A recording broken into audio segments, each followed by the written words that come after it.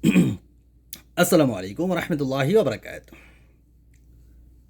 আগে একটু খাই নেই, তারপরে বলি বিসমিল্লাহ। হুম হুম মজার সই। এখন পয়েন্টে আসেন।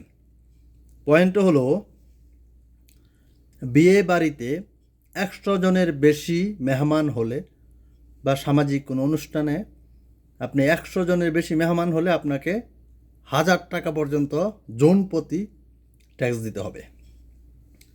জন প্রতি ট্যাক্স দিতে হবে 1000 টাকা, যেটা বর্তমানে আইন করতে চাচ্ছে বাংলাদেশ সরকার। আমি বলি এটা 100% ভালো হবে, 100% ভালো হবে।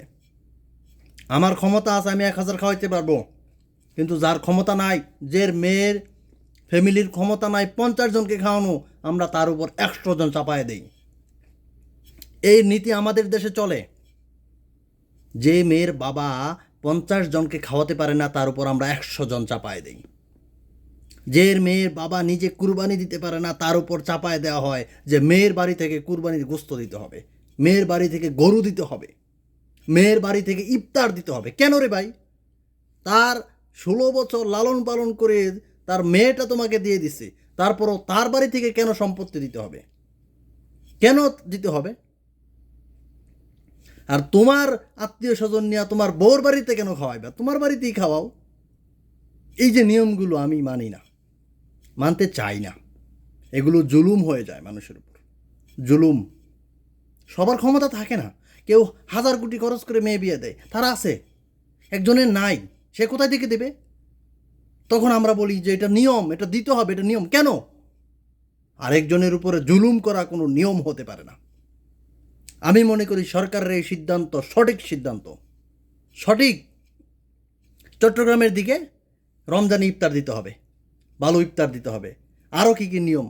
ওই কিশোরগঞ্জের দিকে এটা কিন্তু আলোচনা হয়েছে, এই কারণে সংসদে আলোচনা হয়েছে যে কিশোরগঞ্জ না কোন দিকে এরকম নিয়ম, এত খাওয়াইতে হবে, এত খাওয়াইতে হবে। কেন রে ভাই? নিজে বিয়া করতেছ, নিজে খাওয়াও। নিজে বিয়া করতেছ, আবার এই মেয়েদের ক্ষেত্রেও আছে কাবিন বাণিজ্য। সবাই যে খালি ছেলেই খারাপ বা মেয়ে খারাপ তা না। এই যে সিস্টেমগুলো, এগুলো বন্ধ করা দরকার। কিছু কিছু সিস্টেমের কারণে কিছু কিছু মানুষ এগুলো বিপদে পড়ে।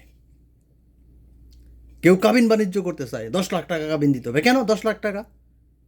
ইসলামের নিয়ম হয়েছে তোমার উপার্জন অনুযায়ী তুমি তোমার বউকে মহারণা দাও, সেটা 10 টাকা হোক আর 500 টাকা হোক। কিন্তু তোমার উপার্জন 20,000 টাকা, তোমার জন্য 20 লাখ টাকা রাখবে কেন? সবার ক্ষেত্রে আইন সঠিক হওয়া দরকার। আমি মনে করি এইসব বিষয়গুলো রাষ্ট্রীয়ভাবে আইন করা দরকার, যে অতিরিক্ত মহারণা নেওয়া যাবে না, এবং অতিরিক্ত লোকজন কারো মেয়ের বাপের উপরে চাপায় দেওয়া যাবে না। সবার ক্ষেত্রে আইন দরকার আছে, আইন প্রয়োগ করা হোক। ভাই আমি হয়তো খাওয়াইতে পারবো, তাই বলে আমি বলবো না যে সবার একরকম আইন করে দেওয়া হোক। না, এগুলা কমের মধ্যে আইন করে দেওয়া হোক। যারা নিম্নমানের মানুষ আছে, যাদের সামর্থ্য কম আছে, তারা যেন বাঁচতে পারে। আর নাহলে আমরা তাদের উপরে বলি চড়াই দেই। আইন মানে ওই যে নিয়ম মনে করে, নিয়ম মনে করে তাদের উপরে আমরা গাড়ির উপরে পা তুলে দিই। এটা মোটেও ঠিক না। আমি সরকারকে সাধুবাদ জানাই। এই আইন হলে আমি মনে করি ভালো হবে। এইগুলা আইন করা দরকার।